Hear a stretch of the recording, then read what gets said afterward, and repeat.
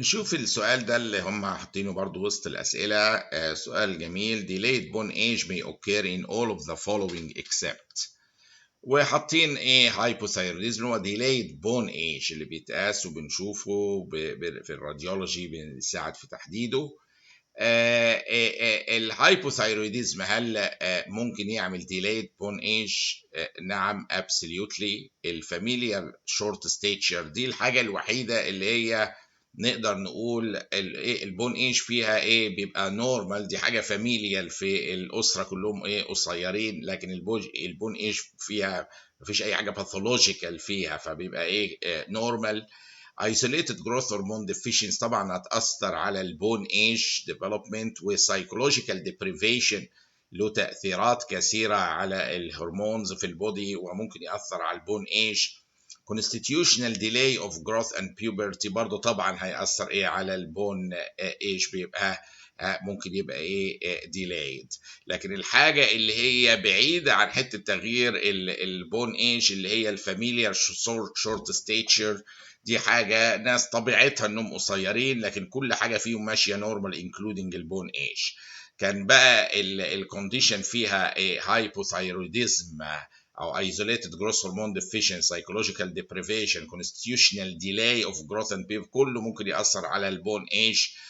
لكن الحاجة اللي بعيدة على القصة دي اللي هي الايه الفاميليال، معذرة الفاميليال short stature، اللي هي دي حاجة عائلية انهم قصيرين، مش معاش مرضية عشان تأثر ايه على البون ايج زي الحاجات دهيت.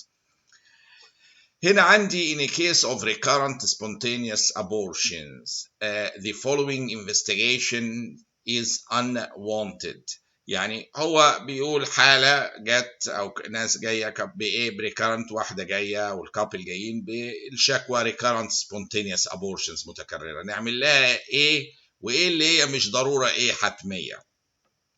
هو شوفوا باختصار شديد هو حاطط هيستروسكوبي، ده مهم جدا يتعمل كروتين في الحالات دي. تيستينج فور انتي فوسفوليبيد انتي بوديز عشان اللوبس انتي كواجلانت بيعمل ريكارنت سبونتينيوس ابورشنز.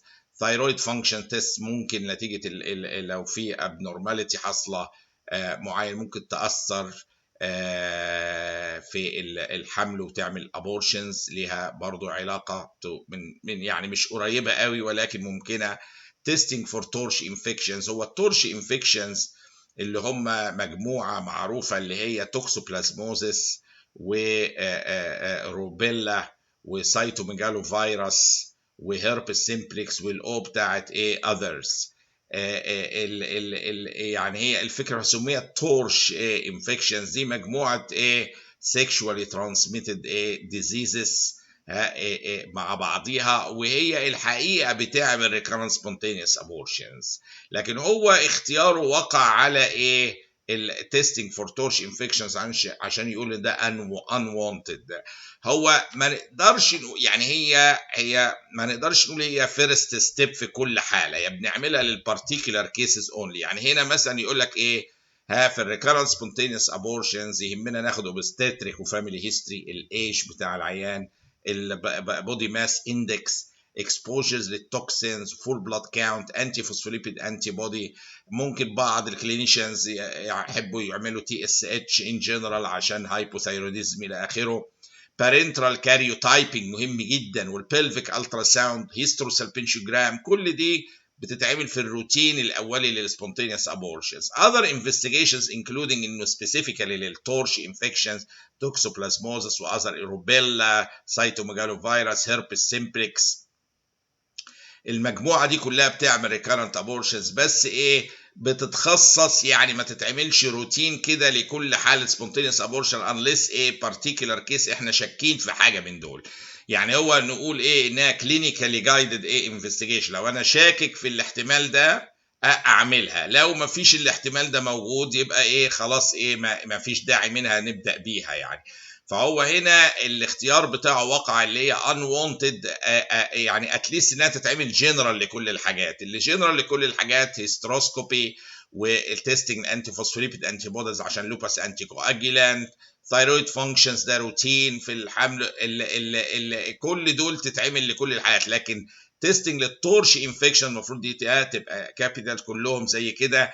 تيستنج للتورش انفكشنز ده بيتعمل on particular case by case، مش يعني روتين لكل حالة. بيتعمل لو في suspicious ليها جامد، لو انا suspecting الكيس تبقى تورش انفكشن، افكر اعملها كانفستيجيشن خاصه بيها. ولكن الروتين هم الى حد ما دول اللي هم ذكر منهم هنا الهيستروسكوبي والانتي فوسفوليبيد انتي بودي عشان لوبس انتي كواجلانت بيعمل ريكارنت سبونتينيوس ابورشنز، والثايرويد فانكشن تيست ده روتين بردك عامه بيتعمل للكثيرات يعني.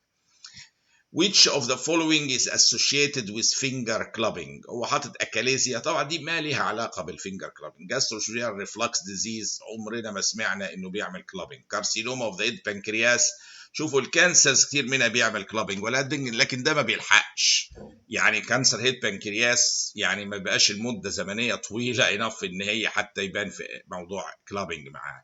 سيلياك ديزيز ابسوليوتلي الجلوتين انتروب معاها كلابنج، دي هي فيها اوتو اميون اليمنت ومعاها رياكشنز واعراض اخرى ممكن معاها كلابنج. كرونيك بانكرياتايتس يعني ما سمعناش ان بيجي معاهم كلابنج. الكلابنج يا كرونيك هايبوكسيميا زي يا كرونيك توكسيميا، انفلاميشن مده طويله قوي او اميون رياكشن، كل دي ممكن معاها الكلابنج. ولذا هنا الاكاليزيا معهاش، جاستروجيال ريفلكس معهوش، كانسر بنكرياس مدته قصيره، كرونيك بانكرياتايتس ما ذكرش، معهاش سبيوراتيف انفكشن مثلا زي في اللنج سبيوراتيف سندروم معاه كلابنج. لكن السيلياك ديزيز سيرتنلي ده هنا في تجميعه لطيفه اللي هي الجاسترو انتستينال كوز اوف كلابنج. الهيباتيك سيروزس يعمل سيلياك ديزيز اللي هو هنا على يعمل ulcerative colitis كرون ديزيز، دي immune disorders وانفلاماتري باول ديزيز تعمل معاه الاثنين كلابنج. جي اي تي ليمفوماز ممكن يبقى معاها كلابنج. لو تلاحظوا ما كانش فيها لا الكانسر بنكرياس ولا البنكرياتايتس ولا جاستروجيال ريفلكس كل دي ما دول ما يعملوش كده. لكن دي الحاجات دي الهيباتيك سيروزس، سيلياك ديزيز اهو الانفلاماتري باول ديزيز والجي اي تي ليمفوما كلها ممكن تبقى اسوشيتد مع جاسترو انتستينال كوزز اوف كلابنج.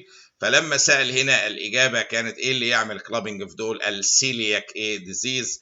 لو قلنا ده في اميون فاكتور موجود ورياكشنز في البودي كله ممكن يحصل معاها some degree of clubbing.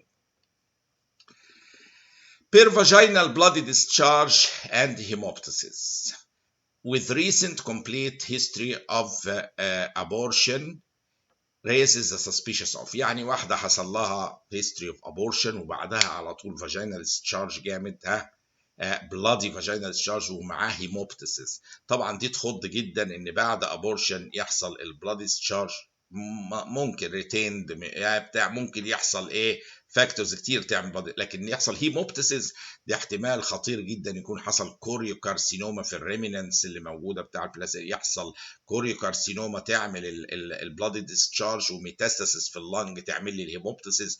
ودي الحقيقه صوره كوريوكارسينوما اللي هي بتعمل بلادي ديسشارج بداهة هي جوه اليوترس ونوع من المالجنسي وميتاستاسيس تروفوبلاستيك مالجنسي قوي جدا يبعت لللنج، تبص تلاقي في فتره وجيزه اللنج ملغمه بالشكل ده في حالات الكوريو كارسينوما.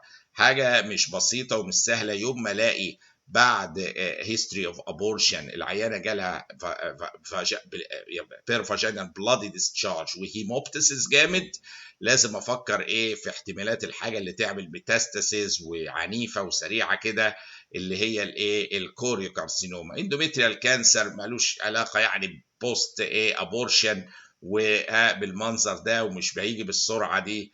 الانكمبليت ابورشن برضو مش هيعمل ميتاس. كوريوكارسينوما تروفوبلاستيك مالجنسي هي اللي عليها العين هنا اللي تعمل لي بلادي ديسشارج وهيموبتسيس بعد ابورشن ويجي اللنج نلاقيها بالمنظر ده تيبيكال في الراديولوجي بتاعهم. هنا سؤال برضو هام يعني من الأسئلة اللي مهتمين بيها جدا في هذا الإكزام أو الإملي. 30-year-old woman gravida 2 para 1 في الأسبوع 28 of gestation she came to the physician for a prenatal visit. يعني عاملة prenatal visit عندها. She feels well. Pregnancy and delivery of her child كان uncomplicated. She has a history of bipolar disorder وhypothyroidism. She uses cocaine once a month, مرة في الشهر, and has a history of drinking alcohol excessively, but has not consumed alcohol for the past 5 years. Good. Medications include quetiapine والليفوثايروكسين والفوليك acid والمالتيفيتامينز. يعني حاجات متنوعة، واضح بتاخد كذا حاجة. Her temperature is 37.1 والpulse 88, blood pressure 115/75. Okay. Pelvic examination show a uterus consistent in size with 28 weeks of gestation. ده جميل جدا، يعني مفيش أي intrauterine growth retardation أو Serum studies show hemoglobin concentration 11.2 جرام per dl، يعني قليل، وثايرويد ستيميوليتنج هرمون ليفل 3.5 مايكرو جرام بير مليلتر. هرفيتس، يعني معلش في اخطاء مطبعيه مكتوبه، بس انا بقول انا بناقش الاسئله اللي هي موجوده في نازله الاكزام. ف 3.5 مايكروجرام بير مليلتر. Her fetus is at greatest risk of developing which of the following complications. هو شوفوا هذه المريضة عندها مجموعة أشياء، يعني منها إن الثايرويد ستيميوليتنج هرمون ده يعتبر عالي من اللي المفروض يكون أثناء البريجنانسي شوية، فده في يعني احتمالات يكون هي عندها شوية هايبو ثايرويدزم، زائد إن هي بتاخد كوكايين once per month، زائد البايبولار ديس اوردر في ادويتها، بعض الادويه فالبرويك اسيد وغيره، وبعض الانتي كونفالجنز ممكن تاثر على نمو الجنين وتعمل نيورال تيوب ديفكتس. فالكومباينيشن الحقيقه ان واحده بتاخد كوكايين مره في الشهر والتي اس اتش عالي سنه، يعني احتمال هي هايبوثايرويد، والبايبولار ديس اوردر بتاخد له ادويه، وكثير من ادويه اللي هي البايبولر بتبقى بعضها اللي بتستخدم في السايكاتري بينهبت الفوليك اسيد اكتيفيشن، وممكن يعمل شويه نيورال تيوب ديفكتس. فهنا الحقيقه الايديال انسر لواحد عندها هذا الثلاثي اللي هو هايبوثايروديزم وكوكايين ودراجز يوزد للبايبولار ديس اوردر، كل دول تشارك في موضوع النيورال تيوب ديفكتس. بالنسبه للتي اس اتش احب اعلق هنا اقول اندوكراين سوسايتي في انجلترا الحقيقه ريكومند ذات تي اس اتش ليفلز بي مينتين ما بين 0.2 لاقل من 2.5، يعني نحاول ندي ثايروكسين لو هي هايبوثايرويد وبحيث نضمن الليفل ده in the first trimester of pregnancy and between 0.3 and 3 في ال remaining trimesters. هي 3.5 كانت، وبالتالي هي اعلى من المفروض اعلي شويه الثايروكسين، يعني هي هايبوثايرويد. فالهايبوثايروديزم ليها some relation من نيورال تيوب افكتس. الكوكايين 100% له علاقه. الدراجز يوز فور بايبولار ديس اوردرز بعضها بينهبت الفوليك اسيد even though هي بتاخد فوليك اسيد، بس يمكن ما يكونش كفايه وفي احتمالات. هو هنا السؤال بيقول هي هرفيتس is at greatest risk of developing ايه اعلى ريسك في دول في نيورال تيوب ديفكت، لان في كذا اليمنت وكذا فاكتور داخلين فيها. يعني ما فيش حاجه من دول اجتمعت عليها الامم زي ما بيقولوا زي موضوع النيورال تيوب ديفكت، سواء كان من موضوع ان في element of hypothyroidism، قلنا المينتن المفروض 3 0.3 ل 3، هنا كان الرقم اعلى من كده، كان عندنا 3.5. فهنا هوت الى حد ما تي اس اتش عالي، معناها هي شويه هايبوثايرويد. الكوكايين من الحاجات اللي تعمل نيورال تيوب ديفكتس. دراجز يوز فور باي بولار ديس اوردرز كتير منها بينهبت الفوليك اسيد اكتيفيشن وممكن يبقى له تاثير. والحقيقه لو كان لسه بتشرب الكحول كمان كان بقى اضفنا حاجه رابعه كمان لاحتماليه النيورال تيوب ديفكتس.